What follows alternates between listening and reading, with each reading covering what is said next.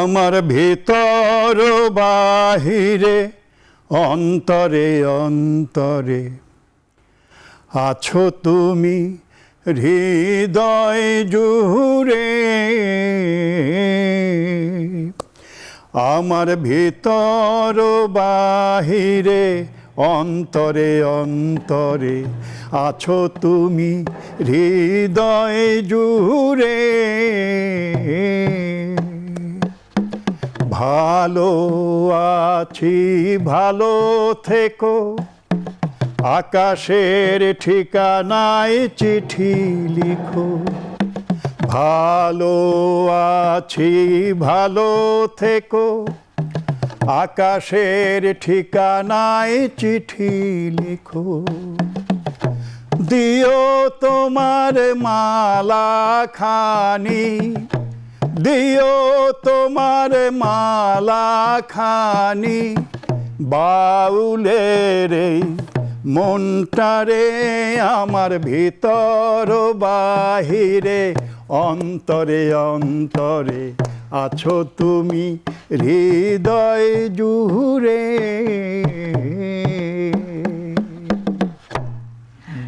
দাদা, অন্তরে কি আছে, কে আছে? আসলে এই যে আহ্বান কাকে বলা হচ্ছে আমি জানি না। এই গানটা রুদ্র মোহাম্মদ শহীদুল্লাহর লেখা এবং সুর। আমার মতো একটা অসুর বেসুর ওই গলায় নাটকের কারণেই হয়েছিল। আমি গানটাকে নির্দিষ্ট করার অনেক কারণ ছিল, সে কাহিনী আজকে বললে অনেক দীর্ঘ হবে। কিন্তু যে চরিত্রের ভিতর থেকে গানটা গাওয়া হয়েছে সেটা হচ্ছে এক ঘর পালানো বাউল। বাউলরা কিন্তু সে আমরা জানি, কিন্তু এই বাউল ছিল আমার কাছে মনে হয়েছে মামুনুর রশিদের লেখা নাটক স্বপ্নের শহর। অভাব অনটনের সংসার, সংসারের চাহিদা যে মেটাতে পারে না সে তখনই এই এই ভিতর বাহির আকাশের ঠিকানা এইসব বলে ঘর থেকে বেরিয়ে যায় আর কি। তাই বেরিয়ে যাওয়াটা শুধু যে কপটতা তা নয়, কিন্তু আসলে তার অন্তরটা পড়ে। মানুষের ভিতরে অন্তরে কি থাকে আমরা কেউ জানি না, কার অন্তরে কি আছে। কিন্তু যখন আকাশের কথা বলা হয়, বাউলের কথা বলা হয়, কারো বোনা মালা গাথা মালা কাউকে দেওয়ার কথা বলা হয়, তখন যে অন্তরে কি আছে, যে বলে, যে গ্রহণ করে, আমরা কেউ কিন্তু জানি না। শুধু আজকে জানি এটা নববর্ষের অনুষ্ঠান হিসাবে এই এই আক্ষেপ, অন্তর, ভিতর বাহির সব এই মানুষের জন্য, মানুষের মঙ্গল কামনায়, আকাশের মতো উদার মানুষের জন্য, প্রকৃতির মতো সবুজ মানুষের জন্য। প্রকৃতির কথা যখন হয়, গানের কথা যখন হয়, আমরা কিন্তু কখনো এক ছকে ফেলতে পারি না, একটা সুরকে আমরা কখনো ছকে ফেলতে পারি না। কিন্তু বরাবরই কিন্তু দেখি সেই প্রচেষ্টা করা হয়, তাই না? একটা গানকে কিংবা একটা সুরকে কিংবা আমাদের বাদ্যযন্ত্র, আপনার হাতে বাদ্যযন্ত্র ছিল, সব কিছুকে আমরা দেখি একটা ছকে ফেলার, একটা নিয়মে আনার খুব প্রচেষ্টা চলে। সেটাকে আসলে কিভাবে দেখছেন আপনারা?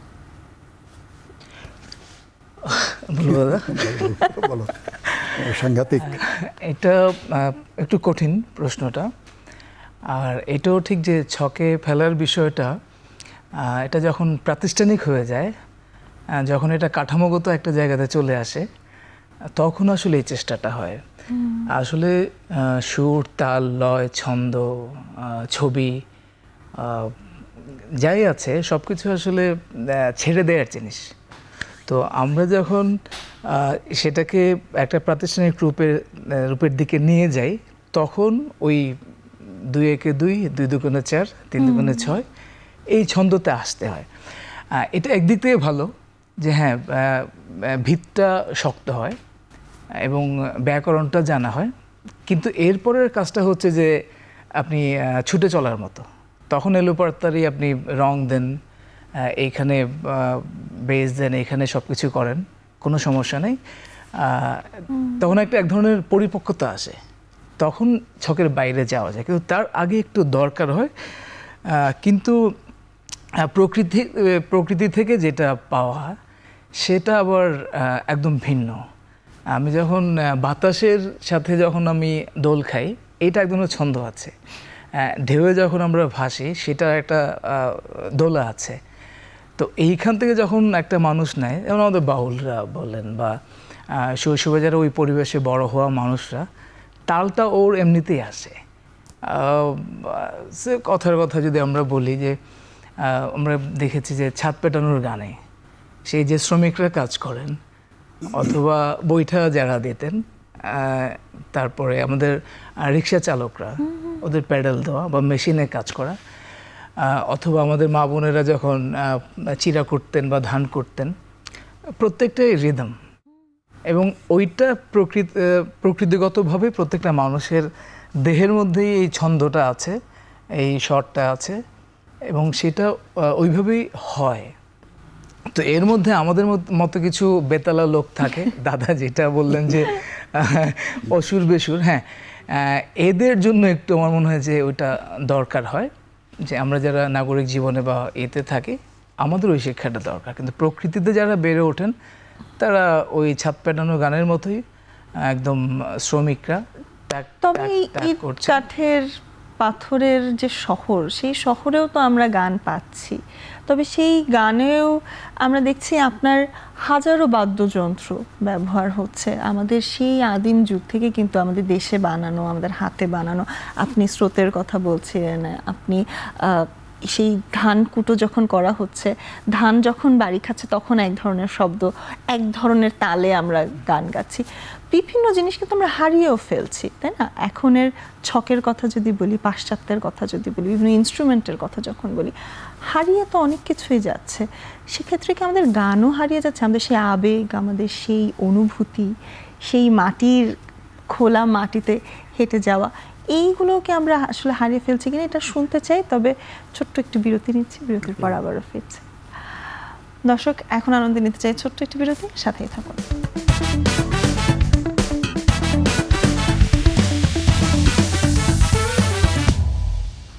বিরতির পর আবারও ফিরে এলাম এখন আনন্দে, এবং এ পর্যায়ে আসলে বিরতিতে যাবার আগে যে প্রশ্নটা রেখেছিলাম সেইখান থেকেই শুরু করতে চাই। হারিয়ে কতটা যাচ্ছে আমাদের সেই মাটির গান, সেই মাটির বাদ্যযন্ত্র?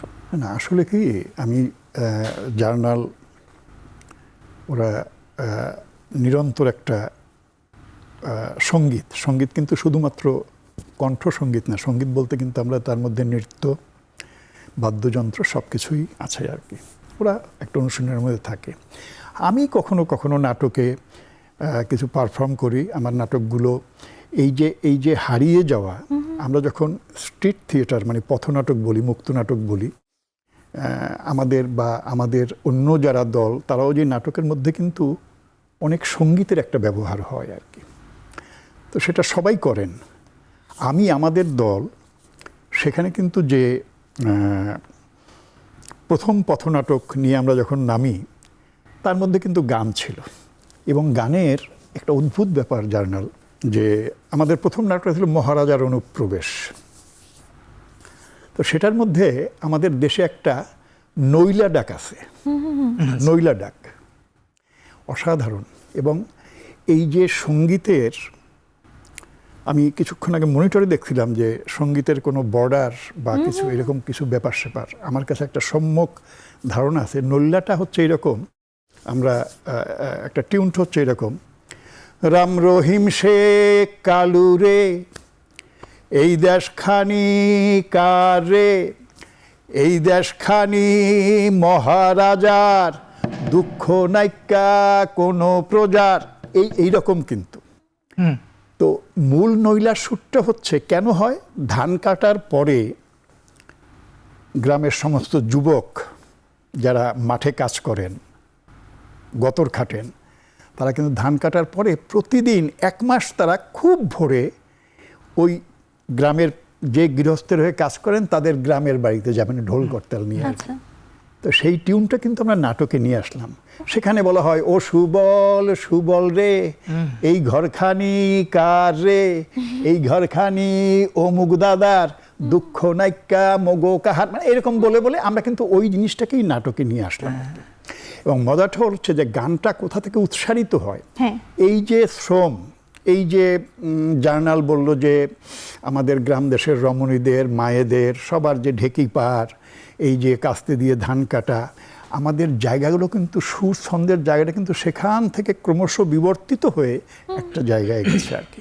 তা আমি যে কথাটা বলছিলাম, আমি কমনওয়েলথ থিয়েটারে যাই 1989 সালে। সেখানে জামাইকা কমনওয়েলথভুক্ত সমস্ত দেশগুলো আসলো। আমি যখন ওখানের বিষয়টাই ছিল যে তোমার ট্রেডিশন, রিচুয়াল এবং টিউনগুলো আর কি। তো আমি যখন এই ও সুবলরে বললাম, আমি দেখি জামাইকার জুমা বাকারি বলে এক ছেলে ইয়াং, সে ওর ভাষায় একই সুরে গান গাইতে, অবাক কাণ্ড। জামাইকা, এই নাইজেরিয়ার জুমা বাকারি, ও বলে যে এই জিনিস আমাদের দেশেও আছে, একই টিউন। হয়তো আমার ভাষাগত পার্থক্য। তার মানে কি? তার মানেটা হচ্ছে যে সুর, সঙ্গীত, ছন্দ এগুলো সব কিন্তু হচ্ছে মানুষের প্রাত্যহিক জীবনগত দৈনন্দিন কর্ম থেকেই উৎসারিত হয়। ছাদ পেটনা গান, সারা দিন পিটি কার দেয়ালের ছাদ গো, সারা দিন পিটি, নজরুলের। কিন্তু আমাদের ছেলেমেয়েরা কিন্তু এইসব গান এখন খুব গান না আর পরিচিত না আমরা। তো এই যে পিটোচ্ছে ছাদ আর গান গাচ্ছে আর কি।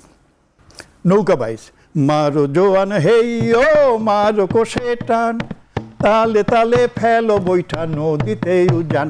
এই যে শ্রমের সাথে টোটাল ছন্দটা, বৈঠা সব কিছু মিলে এই সুর, ছন্দ, বাদ্য সবগুলোই কিন্তু মানুষের তার প্রাত্যহিক জীবনের মনের খোরাক না, এগুলো সব কিছু ওখান থেকেই, কখনো কষ্ট থেকে, শ্রমের যে কায়িক শ্রম সেখান থেকেই। হা মারো জো, এই যে হা বলতেছে এটাও কিন্তু তার শ্রম থেকে উৎসারিত টিউন, দীর্ঘতর দীর্ঘ, এখান থেকে কিন্তু সুরের সৃষ্টি। আমরা যারা ভাবি তারা কিন্তু এইভাবেই সব কিছু হচ্ছে। তো এই জায়গাগুলো, এই জায়গার কারণেই কিন্তু এই যে বৈঠা ছলাৎ ছলাৎ করে, এই যে ওর এইটার নাম, এটা খমক বলি আমরা, হাত বায়া, এটার বিভিন্ন নাম আছে এক এক জায়গায় আর কি, অনেক রকমের নাম। এই বাদ্যযন্ত্রগুলোও কিন্তু ওই রকম।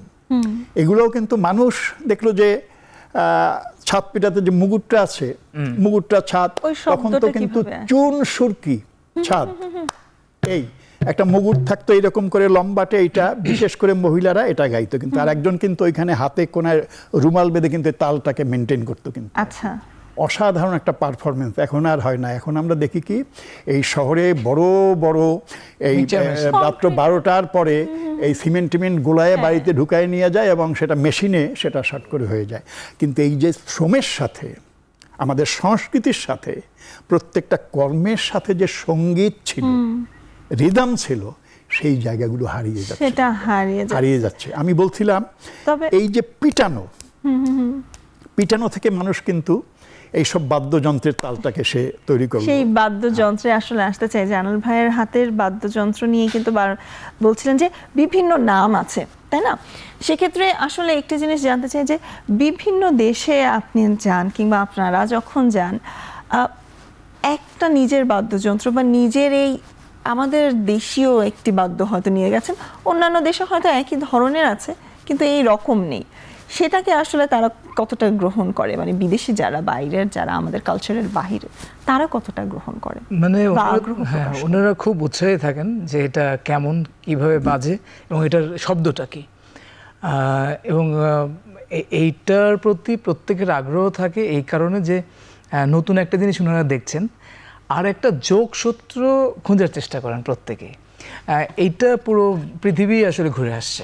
মানে বললাম যে যন্ত্রটা, এই যন্ত্র না ঠিক, মানে এরকম যন্ত্র, এরকম কিছু, মানে যন্ত্রের তো যদি প্রকার বলি আমরা, যে একটা হচ্ছে তার যন্ত্র, তাল যন্ত্র যেটা চামড়ার আর ধাতবের। তো সারা পৃথিবীতে একই রকমের জিনিস আমরা আসলে দেখি, শুধু এটার আকারটা পরিবর্তন হয়, এটা শব্দের একটু হেরফের হয়, এবং এটা যদি আপনি আর বলেন, আমাদের দোতরা বলেন, দোতরার আগের ভার্সন হচ্ছে ইন্ডিয়াতে গেলেই হয়ে যাচ্ছে রাবণ হাতা, তারপর ওইদিকে হলে রাবাব, যেটা আরব থেকে এদিকে পার্সিয়ান থেকে আসছে, আবার আরেকটু পাশ্চাত্যে দিয়ে গেলে গিটারেরই কাছাকাছি এক ধরনের ইনস্ট্রুমেন্ট ওইখানে আছে। সো এইটা একটা বিষয় থাকে। আমরা যে হাইপার্টের কথা বলি, যেটা করতাল, করতালের সিম্বল হচ্ছে ইউরোপে বড় সাইজের, এটা মানে অনেকটা একটু আছে দেখাই, এইটা বা এর চেয়ে একটু বড়, হ্যাঁ সে একটু না, এটা মানে এটা অনেক বড়, বিগ সাইজ, অনেক বড়, যেটাকে বলা হয় জগজম্প, আমাদের দেশের নাম ছিল এই রকম, এই এত বড় দুটো থালার মতো, আচ্ছা এই যে দ্রাম করে মারলে পরে সমস্ত এই স্টুডিও Resonance, কেঁপে যাবে এরকম একটা। এটা খুব, তো ওটারই মিনি ভার্সন। এইটারই বড় সাইজের হয়। আর অদ্ভুত হচ্ছে কি, এইটা আবার ট্রাভেল করতে করতে ভিয়েতনাম, কম্বোডিয়া, লাওস টাওস হয়ে চায়না, তারপর মানে আমাদের আস্তে আস্তে আস্তে আস্তে ইন্ডিয়াতে ঢুকে যায়। আর বেসিক জায়গাটা যদি আমরা বলি যে এটা করতালটা কেন বা এটা কোত্থেকে আসা, যদি একটু বলি আমরা, আমাদের যে হাতের তালুর যে বিষয়টা, এই জায়গাটা, হ্যাঁ খুব বিচ্ছিরি হাত, এই জায়গাটা এই, এবং এখানে শব্দ আসলে তাই, আর একটু বেজ হচ্ছে এই। তো আপনি যেটা বললেন যে এটা দেখে আমরাও যেমন ওদের ইনস্ট্রুমেন্টগুলো দেখলে মনে হয় বাহ, অবাক করা একটা নিজের জিনিস। বানাতে ইচ্ছা করে, আবার নিজের দৈনন্দিন জিনিস থেকেও কিন্তু আমরা অনেক বাদ্যযন্ত্র চলে আসে। করতাল যেটা বললো না, জি। এটা হচ্ছে কর মানে কিন্তু কর, এই কর হাত, আমরা আর করের তাল, কর থেকে যে তাল হয় সেটা সে হাত তালের মতো, এবং সেইটাকে সে একটা মেটালিক ফরম্যাটে নিয়ে গেল। কিন্তু সেই ব্যাখ্যায় আমরা আসবো, তবে আরেকটি বিরতির সময় হয়ে গেছে। এখন আনন্দে নিতে চাই আরেকটি বিরতি, সাথেই থাকুন।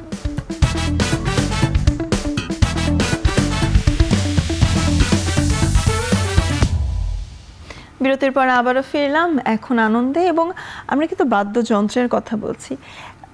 নিজের হাত দিয়েও কিন্তু অনেক রকমের শব্দ, অনেক ধরনের তাল আমরা প্রতিনিয়তই, একদম শিশুদের কথা যদি বলি, তারাও কিন্তু সেই তাল থেকেই আসে। অনেক কিছু তারা নিজেরাই সাউন্ড প্রডিউস করার সেই ক্ষমতাটা তারা রাখে। সেখান থেকে আসলে জানতে চাই, আগ্রহ, গান নিয়ে আগ্রহ, সুর নিয়ে, তাল নিয়ে, লয় নিয়ে আগ্রহ একটা মানুষের তার চট করে হয় না, সেই ছোটবেলা থেকে চলমান। আমাদের দেশের কথা যখন আমরা বলি, অধিকাংশ ক্ষেত্রে কিন্তু দেখি সেই নার্চারিংটা আমাদের হয়তো হারিয়ে যাচ্ছে।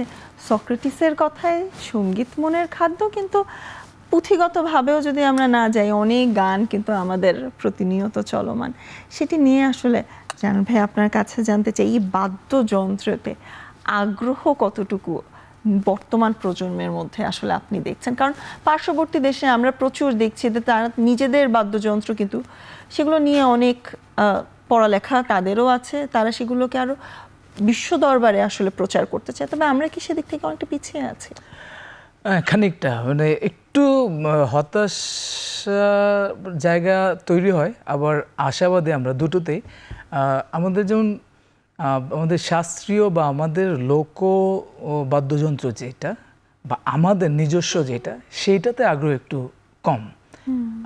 আবার পাশ্চাত্যের যে বাদ্যযন্ত্র, সেইটার দিকে ঝোঁকটা একটু বেশি থাকে। তো এটার কারণও আছে যে গিটারের আমাদের লেসন ইউটিউবে খুব বেশি পাওয়া যায়। আমি একদম সহজ করে বলছি যে কেন হয়। তো গিটারের লেসনটাও পাচ্ছে, ইউকুলেলের লেসনটা সে পাচ্ছে, পিয়ানোর লেসনটা সে ইউটিউবে দেখে পাচ্ছে। আর এটা দেখতে একটু গ্ল্যামার যোগ করে যে হ্যাঁ আমি বেশ একটা গিটার নিয়ে গিটার বাজাচ্ছি, দেখতে খুব সুন্দর লাগে। অবশ্যই আমরাও চেষ্টা করি। তো এটা লুক্রেটিভ একটা জিনিস দাঁড়ায়।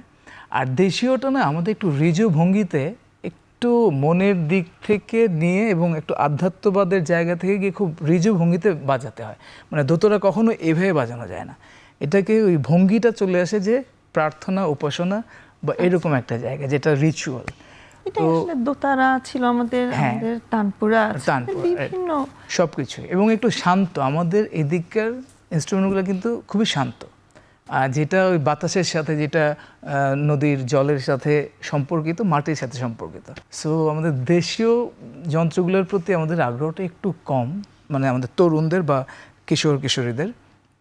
তবে আশার ব্যাপার হচ্ছে অন্তত ওরা ইনস্ট্রুমেন্টটা শিখছে। এখন হয়তো ওর কোনোদিন সেটারও তো একটা ভিন্ন আবেগ আছে, একটা ভিন্ন আমি বলবো অনুভূতি আছে। সেখান থেকে কি আমরা হারিয়ে যাচ্ছি? মানে প্রাচীন বিষয়টা আমি বুঝতে পারছি। আসলে গ্ল্যামারের ব্যাপারটা খুব আপেক্ষিক। আমাকে যা দেখানো হচ্ছে যেমন এই আমাদের স্ক্রিনটা, এটা ডিজিটালি প্লে হচ্ছে আর কি। আগে থিয়েটারে কিন্তু ভ্যাকসিন আঁকা থাকতো, হ্যান্ড পেইন্টেড, একদম রং দিয়ে। এই বসে আছি, এখানে একটা রাজবাড়ি, এটা ফোল্ডিং একটা সেট সিন বলতো ওটাকে আর কি। একটা রাজবাড়ি, একটা ঝর্ণা, এগুলো থাকতো আর কি। তো এই যে বিষয়গুলোর পরিবর্তন হচ্ছে, এর পিছনে কিন্তু এক ধরনের জার্নাল যেটা বলছে সেটা হচ্ছে এই সময়ের ব্যাপার। কিন্তু প্রত্যেকটি দেশেরই কিন্তু তার যে রুটস, যেখান থেকে বেড়ে ওঠা, সেই জায়গাটায় কিন্তু মূল কারণটা হচ্ছে মানুষকে এক ধরনের উন্মাদনা বলি বা এর পিছনে একটা ব্যবসায়িক ব্যাপার, আমি খুব খোলাখুলি বলি যেহেতু বাদ্যযন্ত্রের ব্যাপার।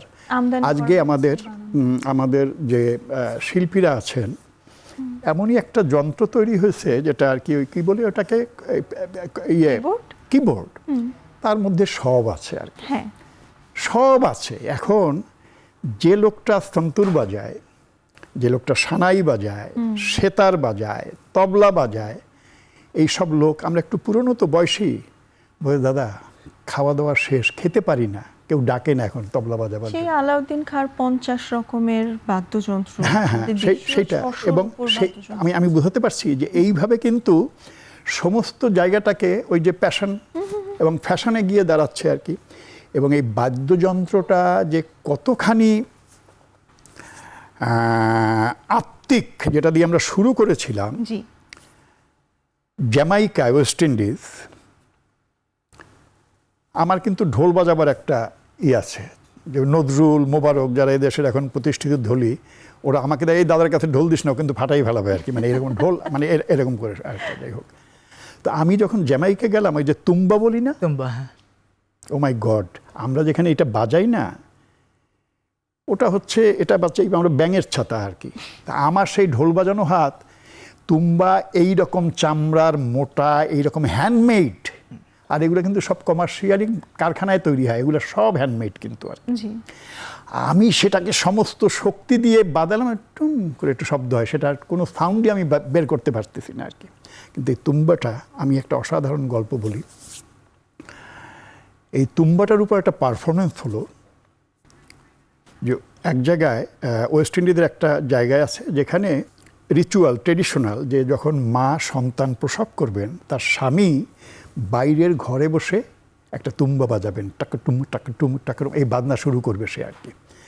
আর ভিতরে দাইমা, সে কিন্তু ওই মাকে শুশ্রূষা করছে এবং বাচ্চা, ততক্ষণই তিনি বাজাবেন, ভাবা যায় যে যতক্ষণ পর্যন্ত ওই নবজাতকের চিৎকার না শোনা যাবে। এবং এই পারফরমেন্সটা, তিনজনের পারফরমেন্স আমরা দেখলাম 1.25 ঘন্টা এই বাজাচ্ছে, ওই রকম পেশল বাহু, খালি গায়ে একটা স্যান্ডো গেঞ্জি গায়ে দেওয়া, তার পেশিগুলো ক্রমশ জেগে উঠছে, মানে মাসেলগুলো জাগছে, ঘাম পড়তেছে, টাকটুম টাকটুম টাকটুম টাকটুম বাজতে বাজতে একটা চিৎকার, এই সব শেষ হয়ে গেল। এই যে যন্ত্রের সাথে মায়ের নারীর যে সম্পর্কটা, আমার কাছে তখন, আমি হাওয়াই বেড়াতে তো একদম নারী ছেঁড়া ধন বলি আমরা, সে কিন্তু এই যন্ত্রের, এই মিউজিকের সাথেই তার সম্পর্ক। এবং বাচ্চারা কিন্তু একটু বড় হয়ে কিন্তু আমরা বলি না, এই পানিতে থাপ্পা করো, এরা কিন্তু প্রথমেই কিন্তু পানির ভিতরে থপাস থপাস থপাস থপাস করে এই যে তালগুলো তৈরি করছে আর কি। তাহলে এখন এগুলো হারিয়ে যাওয়ার ব্যাপারটা টোটালি কমার্শিয়াল এবং জীবন বিবর্জিত এক সঙ্গীত ধারার কারণে কিন্তু এগুলো হচ্ছে। কিন্তু আজকে কেউ ভাবতে পারি আমরা সবাই যারা গান গাই, এই শুনছি, এই নাই, কিন্তু এখনো আমি সেদিন এইখানে যাচ্ছি, এক রিক্সা লাগাচ্ছে, শোনো বন্ধু শোনো, প্রাণহীন এই শহরের রীতিকথা, এই গ্রীষ্মের মধ্যে আর কি। কিন্তু যখন সে গান গাচ্ছে, তখন কিন্তু সেই সময়ের গানটাই গাচ্ছে। আজকের একটা গান, আজকের দিনে এই বাংলাদেশে, এই ঢাকায়, আমি মানে এরা আরও ভালো জানবে যে এখন অন্তত বিভিন্ন স্টুডিওতে প্রতি রাতে 1000 গান তৈরি হচ্ছে। এই গানে আমি ফিরবো, এই গানগুলো কোথায় যাবে আর কি, এখানে আমি ফিরবো। তবে তার আগে আরেকটি বিরতি নিতে চাই। দর্শক, সময় হলো আরেকটি বিরতির। এখন আনন্দে ফিরছি একটু পর, সাথেই থাকুন।